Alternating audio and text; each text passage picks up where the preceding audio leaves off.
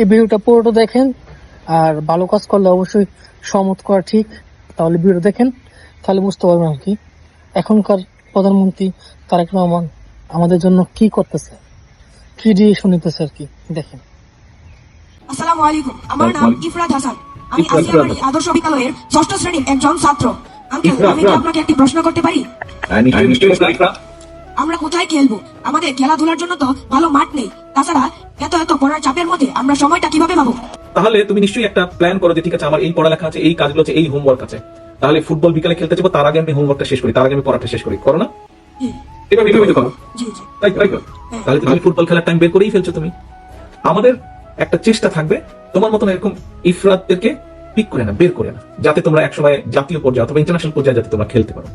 আমরা যেটা করার চেষ্টা করছি, আমরা যেটা পরিকল্পনা করছি, সেটা হচ্ছে যে এখন তো তুমি ফুটবলটা তোমার মতন করে খেলছো, আমরা সরকার থেকে ব্যবস্থা করব। ফুল পরিকল্পনা আমরা এখন কমপ্লিট করিনি, আমরা কাজ করছি ওটার উপরে, আমাদের স্পেশালাইজড লোকজন ওটার উপরে কাজ করছে। আমরা মোটামুটি উপজেলা পর্যায় পর্যন্ত একজন করে ভালো ধরো ফুটবলের একজন কোচ আমরা দিব, যারা তোমার মতন ইফরাতদেরকে বের করে নিয়ে এসে ভালো ট্রেনিং দিবে।